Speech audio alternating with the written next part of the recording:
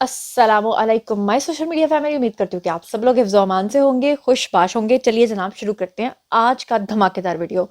आज की वीडियो में बहुत सारी ब्रेकिंग न्यूज़ है जो मैंने आपको देनी है। सबसे पहले मैं आपको बता दूं कि इमरान खान के वकला जो हैं क्या वो अगवा हो रहे हैं। कुछ फुटेजेस वायरल हो रही हैं जिसमें उनके वकला चीखते चिल्लाते नजर आ रहे हैं। वो फुटेज भी मैंने आपको दिखानी है और उसकी हकीकत और सदाकत भी मैंने आपको बतानी है। साथ ही मैं आपको बता दूं कि पेशावर के जो जज साहब हैं उन्होंने इमरान खान का साथ दिया और उसके बाद अब शक जो है वो रियासत के ऊपर जा रहा है कि रियासत जो है वो खान साहब को रिलीफ देने पे तुली है। उसके बारे में जो मौलाना फजलुर रहमान है उन्होंने जो पेशावर के जज साहब हैं उनकी चित्रौल की है और क्या कुछ उन्होंने कहा है, ये सारी कहानी जो है वो आपके सामने रखूंगी। और इस वक्त रियासत जो है वो सहूलतकार बनी हुई है क्या, अकॉर्डिंग टू देम के वो समझ रहे हैं कि पाकिस्तान को मुश्किल हालात से हमने निकाल लिया, मुआशी तौर पे मजबूत कर दिया है और अब फिर से खान साहब का बोलबाला होगा। ये क्या कहानी है, इसके पीछे का क्या फंडा है, ये आज मैं आपको बताऊंगी। साथ ही मैंने आपको बताना है कि वॉल स्ट्रीट जर्नल का धमाका सामने आया है और इमरान खान का कि जो शौकत खानम अस्पताल है उसके ऊपर साथ में पाबंदी भी लग गई है। क्या पाबंदी लगी है, क्यों लगी है, किस वजह से लगी है, आज आपको मैंने ये भी बताना है। साइफर केस में खान साहब जीतते हुए दिखाई दे रहे हैं। इन तमाम चीज़ों के बारे में हम बात करेंगे। तो चलिए जनाब शुरू करते हैं पहली खबर से। सबसे पहले मैं आपको बता दूं कि स्क्रीन के ऊपर आपको एक वकील साहब नजर आ रहे हैं जो जिनकी मुठभेड़ हो रही है लोगों के साथ और पुलिस उनको पकड़कर ले जा रही है। ये चंद सेकंड्स का वीडियो है जो इस वक्त सोशल मीडिया की सेंसेशन बना हुआ है और हर तरफ जो है ये खबर आ रही है कि ये जो वकला हैं ये इमरान खान के वकला हैं जिनको स्टेट की तरफ से पकड़ने के ऑर्डर्स जारी हुए हैं। सबसे पहले मैं इसकी जो तफसीलात हैं वो आपको बता दूं कि कर्नल रिटायर्ड साकिब मुनीर हैं, इन्होंने अपनी वॉल के ऊपर इसको शेयर किया और उन्होंने लिखा कि तरीके इंतशार के एक और मुल्क दुश्मन, फौज दुश्मन और साथ में उन्होंने लिखा शेख इम्तियाज के तजवीज़ कुरिंदा और टाउट वकीलों को गिरफ्तार कर लिया गया। आगे उन्होंने लिखा कि आरओ को आवाज़ें मारता रहा, यानी वो वकील जो है वो आरओ को आवाज़ें मारता रहा कि मुझे बचाओ मुझे बचाओ, मगर आरओ ने आगे से ये कहा कि मेरा ये काम नहीं, मेरा काम तो सिर्फ स्क्रूटनी है। उन्होंने कहा कि मुल्क दुश्मन इलेक्शन में नहीं लड़ सकेगा, हाफिज साहब तुन के रखो शाबाश। तो ये वीडियो जब से आई है हर तरफ एक तशवीश की लहर दौड़ी हुई है, जबकि मैं आपको बता दूं कि अपोजिशन जितनी भी है वो इस बात पे घबराई हुई है कि शायद फौज जो है वो अब इमरान खान की तरफ सॉफ्ट कॉर्नर दिखाने जा रही है। और इसका अमली नमूना कुछ इस तरह से नजर आता है कि अभी गुज़श्ता रोज जो है उन्होंने खदीजा शाह जो है उनको भी छोड़ दिया है। इस हवाले से मौलाना फजलुर रहमान जो है उनका रद्द अमल सामने आया है। मैं चाहती हूँ कि मौलाना फजलुर रहमान ने क्या कुछ कहा है, उनका वीडियो भी आपको सुनाऊं, लेकिन पहले मैं बताऊं कि उन्होंने कहा क्या है। जी, तो मौलाना फजलुर रहमान के बारे में मैं आपको बता दूं कि उन्होंने जो है वो एक प्रेस कॉन्फ्रेंस की और बेसिकली तो वो प्रेस कॉन्फ्रेंस करने आए थे फ़लस्तीन के हवाले से, लेकिन उन्होंने उसमें इमरान खान के बारे में जो उनके तहफ़्फ़ुज़ात थे उसका जिक्र किया। उन्होंने कहा कि जनाब हम इलेक्शन से भाग रहे हैं, यानी कि सीधा सीधा इल्ज़ाम जो है वो रियासत के ऊपर लगा दिया। और उन्होंने कहा कि अदालती मार्शल लॉ जो है उसका माहौल जो है इस वक्त मुल्क के अंदर बन गया है। मतलब उन्होंने इशारा जो है दोबारा से दिया कि शायद जो स्टैब्लिशमेंट है वो इमरान खान को रिलीफ देते दिखाई दे रही है। साथ ही उन्होंने ये भी कहा कि हमने मुल्क को डिफॉल्ट से निकाला था, यानी कि पीडीएम की जो जमातें थी वो आई थी, उन्होंने डिफॉल्ट से निकाला। इलेक्शन के हवाले से मौलाना फजलुर रहमान जो है उन्होंने कहा कि अदालत के हुक्म पे शेड्यूल जारी करना तो इलेक्शन कमीशन का काम था। इलेक्शन कमीशन कब आज़ाद हुआ, हमारा एक भी कारकुन शहीद हुआ तो चीफ इलेक्शन कमिश्नर और चीफ जस्टिस जिम्मेदार होंगे। तहफ़्फ़ुज़ात का इजहार करते हुए उन्होंने ये भी कहा कि हम इलेक्शन से भाग रहे हैं, अदालती मार्शल लॉ का माहौल बना दिया गया है। उन्होंने कहा कि अमन व अमान की सूरत हाल और मौसम की सूरत हाल ऐसी होगी तो क्या होगा। उन्होंने कहा कि जब टर्न आउट ही मौसम के सबब ना होने के बराबर होगा तो फिर क्या होगा। सीट एडजस्टमेंट या सियासी इत्तेहाद का फैसला हमने अपनी ज़िलाई क़यादत के ऊपर छोड़ दिया है। उन्होंने मजीद कहा कि इलेक्शन के साथ साथ आज़ादाना माहौल भी देना ज़रूरी है। उम्मीदवारों के कागजात नामजदगी छीनना असूली तौर पर गलत है और पीटीआई के साथ ज्यादती नहीं हो रही बल्कि उनको नुमाया किया जा रहा है। मौलाना फजलुर रहमान ने जो कुछ कहा जरा वो सुन लीजिए।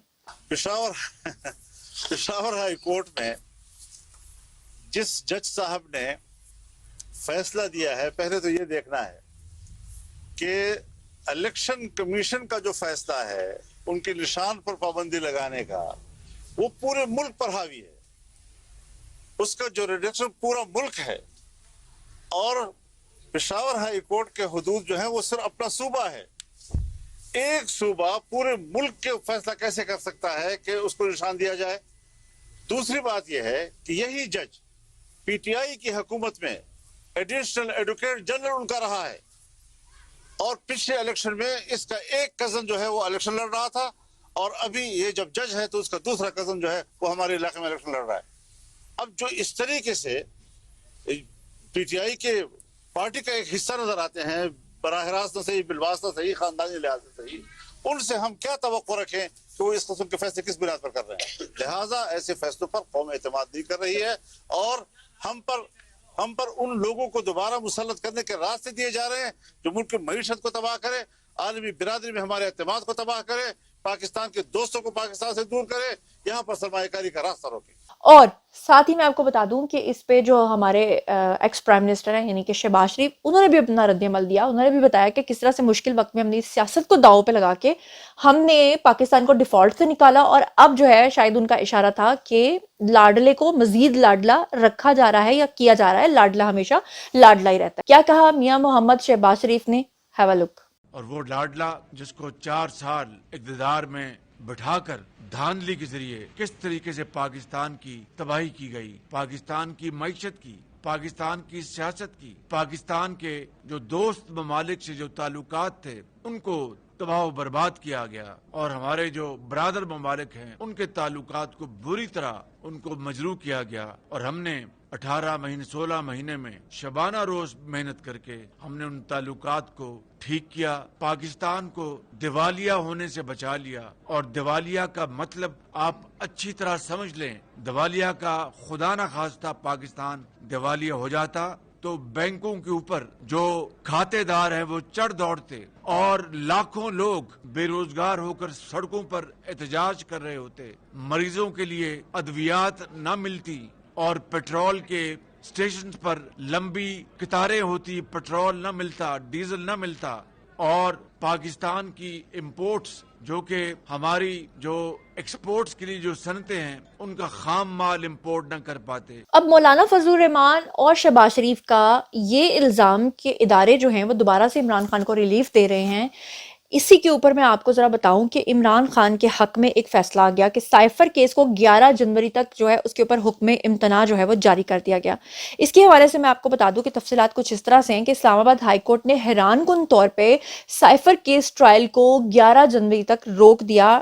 جو سائفر ٹرائل کورٹ میں اسلام آباد ہائی کورٹ کا حکم امتناع سمجھ سے بالا تر ہے، یہ سب لوگوں کا کہنا ہے. اور کہا جا رہا ہے کہ یہ کیس اب اپنے منطقی انجام تک پہنچنا چاہیے تھا. خان صاحب کے اوپر سائفر کو لے کر بہت سنگین الزامات تھے، اگر ان کو سزا ہو جاتی تو پھر وہ الیکشن کے لیے نااہل ہو جاتے. لیکن اب ایسا کرنا اور 30 دن کے لیے جو ہے اس کو آگے کر دینا یا اتنے دنوں کے لیے اس کو آگے کر دینا جو ہے، یہ کہانی جو ہے یہ سمجھ سے باہر ہو رہی ہے. اسی وجہ سے شکوک و شبہات جو ہیں بڑھتے جا رہے ہیں. میں آپ کو بتاؤں کہ جسٹس میاں گل حسن اورنگزیب جو ہیں انہوں نے منطقی انجام کی طرف بڑھتے ہوئے ایک بار پھر ڈیلے ٹیکٹکس کا استعمال کیا اور 11 جنوری تک معاملہ جو ہے کھٹائی میں پڑ گیا، جس سے بظاہر یہ نظر آ رہا ہے کہ ہر ممکن کوشش کی جا رہی ہے کہ کسی نہ کسی طریقے سے 8 فروری تک ملزمان کو سزا نہ سنائی جا سکے تاکہ ان کا الیکشن میں حصہ لینا جو ہے وہ ان کے لیے ایک راستہ جو ہے وہ کھول دے.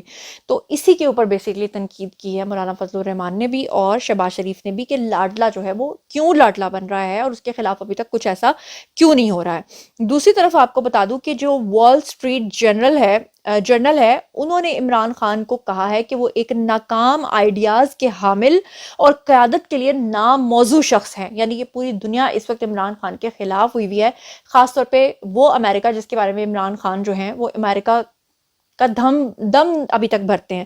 لیکن امریکی اخبار ہے جی وال اسٹریٹ جرنل، انہوں نے پاکستان تحریک انصاف کے جو بانی یعنی کہ عمران خان ہیں ان کو کہا ہے کہ وہ بالکل ایک ایسی شخصیت ہیں کہ وہ جہاں جائیں گے وہاں پہ ڈیزاسٹر پیدا کر دیں گے. اور میں آپ کو یہ بھی بتا دوں کہ اخبار نے یہ بھی لکھا ہے کہ پی ٹی آئی مشکلات کا شکار ہے، لیکن اس کے باوجود کسی طرح پاکستان کے اگر وہ دوبارہ وزیر اعظم بنتے ہیں تو پاکستان تیز ترین زوال کا شکار بنے گا، کیونکہ وہ عمران خان جو کہا کرتے تھے کہ میرے پاس جو ہے وہ ایسی معاشی ٹیم ہے کہ جو 200 دن کے اندر جو ہے وہ سارا قرضہ ختم کر دے گی، سب کچھ کر دے گی. اور آپ نے دیکھا کہ وہ ملک کو ڈیفالٹ کرنے کی خدا نخواستہ تقریر بھی تیار کر چکے تھے. شوکت عزیز کے ویڈیوز وائرل ہو چکے تھے. عمران خان نے جو تباہی پھیری ہے اس کے اوپر وال اسٹریٹ جرنل جو ہے ان کی یہ رپورٹ آنا میرے خیال سے کہ ہماری ایکسپیکٹیشن کے مطابق ہی ہے، سب کو ہی پتا ہے. لیکن ساتھ ہی میں آپ کو بتا دوں کہ شوکت خانم اسپتال جو عمران خان کا ہے جہاں پر علاج کیا جاتا ہے، آپ کو میں بتاؤں کہ عمران خان کا پچھلے دنوں ایک بیان بھی وائرل ہوا تھا جس میں عمران خان نے کہا تھا کہ ہم اپنا آڈٹ نہیں کروا سکتے. آڈٹ اس لیے نہیں کروا سکتے کہ پوری دنیا سے ہمیں اربوں روپیہ جو ہے وہ فنڈ کی مد میں آیا ہے. لیکن اب اداروں کا یہ خیال ہے کہ وہ جو فنڈز آئے ہیں اس میں بہت سارے ایسے فنڈز بھی آئے ہیں جو غیر قانونی اور غلط طریقے سے آئے ہیں، اور خاص طور پہ اس کے اندر جو استعمال کیا گیا ہے پی ٹی آئی کو اپنے مقاصد کے لیے، مذموم مقاصد کے لیے، اس میں پی ٹی آئی جو ہے وہ باہر کا ایجنڈا جو ہے اس کو پروموٹ کرنے کے لیے سہولت کار بنی ہے. اس سلسلے میں ادارے چاہتے ہیں کہ اس کا ایک آڈٹ ہو تاکہ پتہ چلے کہ ان کو پیسہ کہاں کہاں سے آیا، لیکن وہ جو ہے وہ اس چیز کو ڈیلے کر رہے ہیں. تو ڈیلیئنگ ٹیکٹکس کو دیکھتے ہوئے اسکرین کے اوپر اس وقت آپ کو ایک پیپر نظر آ رہا ہے. یہ بیسیکلی شوکت خانم کا فنڈ ریزنگ جو ہے این او سی اس کو منسوخ کر دیا گیا ہے، جس کی وجہ سے اب شاید ان کو اس طرح سے فنڈ ریزنگ نہیں ہو سکے گی یا اس طرح سے وہ فنڈ ریزنگ میں حصہ نہیں لے سکیں گے. یہ جو شوکت خانم والا معاملہ ہے اس کے اوپر میں آپ کو بتا دوں کہ ابھی جو فنڈ ریزنگ کے لیے وہاں پہ پرفارمنس دینی تھی وہ دینی تھی ابرار الحق نے. اور یہ سارا معاملہ میں آپ کو بتاؤں کہ اس کینسر ہاسپٹل کی جو فنڈ ریزنگ کا ایونٹ ہے اسلام آباد کے اندر ایک مقامی ہوٹل کے اندر ابھی منعقد ہونا تھا. اس حوالے سے اسپتال انتظامیہ نے جو بتایا ہے، انہوں نے کہا کہ ہمیں اجازت نامہ منسوخ کرنے کی کوئی وجہ نہیں بتائی گئی، بلکہ ابرار الحق نہیں، انہوں نے کہا کہ اس میں ایک گلوکار ہے مقامی اسرار، انہوں نے پرفارم کرنا تھا. اور اسپتال انتظامیہ نے یہ بھی بتایا کہ کینسر ہاسپٹل کے لیے فنڈ ریزنگ غیر سیاسی اور فلاحی سرگرمی تھا. دوسری طرف ایڈیشنل ڈسٹرکٹ اینڈ مجسٹریٹ نے بتایا کہ شوکت خانم کی مقامی انتظامیہ کو این او سی واپس لینے کا خط لکھا ہے، لیکن خط 29 دسمبر کو ہونے والی فنڈ ریزنگ پروگرام کا اجازت نامہ واپس لینے کی وجہ جو ہے اس پہ درج نہیں کی گئی. اور آپ کو یہ بھی بتا دوں کہ جو سارا معاملہ پیش آیا یہ بیسکلی عالمی مالیاتی اداروں کی شرائط کے تحت جو ہے وہ واپس لیا گیا ہے. اور جو ضلعی انتظامیہ ہے انہوں نے بتایا کہ فنڈ ریزنگ کرنے والے قوانین کے مطابق آڈٹ ڈونرز کی تفصیل فراہم کرنے کے پابند ہیں. نجی تنظیم یہ شرائط ماننے سے انکاری تھی، جس کی وجہ سے این او سی جو ہے وہ واپس لیا گیا. یعنی کہ وہ جتنا بھی فنڈ ریزنگ کرتے ہیں وہ بتاتے نہیں کہ ہم نے کتنا پیسہ کہاں سے کس ملک سے لیا ہے اور کیسے کیسے لیا ہے. تو اسی لیے آپ کو نظر آ رہا ہے کہ یہ تمام چیزیں جو ہے وہ ٹف سے ٹف ہوتی جا رہی ہیں پی ٹی آئی کے لیے.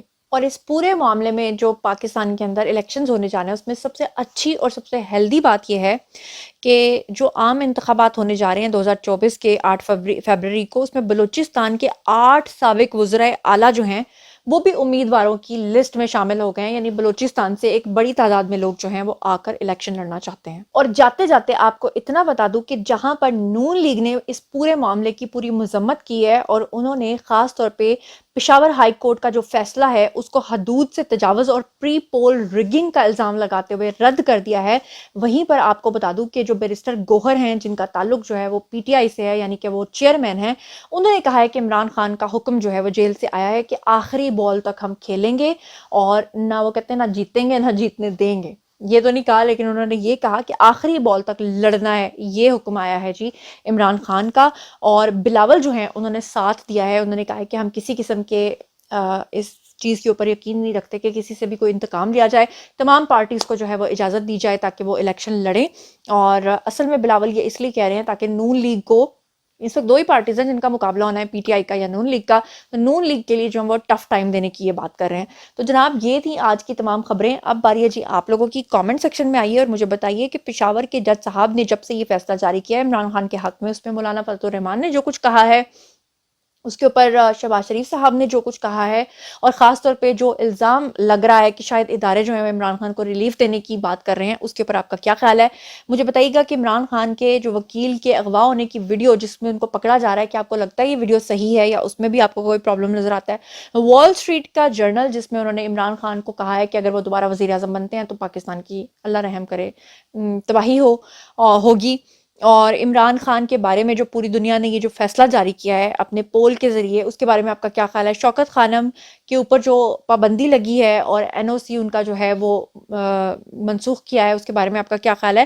اور سائفر کیس میں عمران خان کو ریلیف ملتا دیکھ کر تمام سیاستدانوں کی جو رائے سامنے آئی ہے اس کے بارے میں آپ کا کیا خیال ہے. اور آپ کو کیا لگتا ہے کہ لاڈلا دوبارہ سے لاڈلا بننے جا رہا ہے یا کہ آپ کو لگتا ہے کہ معاملہ کچھ اور ہے. ان تمام خبروں کے بارے میں آپ جو کچھ بھی سوچتے اور سمجھتے ہیں کامنٹ سیکشن میں آئیے، شیئر کیجئے، پرسنلی جواب دوں گی. مزید خبریں، ولاگز، انٹرویوز اور ساتھی تجزیے جاننے کے لیے میرے ساتھ کنیکٹڈ رہنا ہرگز مت بھولیے گا. چینل کو سبسکرائب کر لیجیے گا. اپنا بہت خیال رکھیے گا. اللہ نگہبان.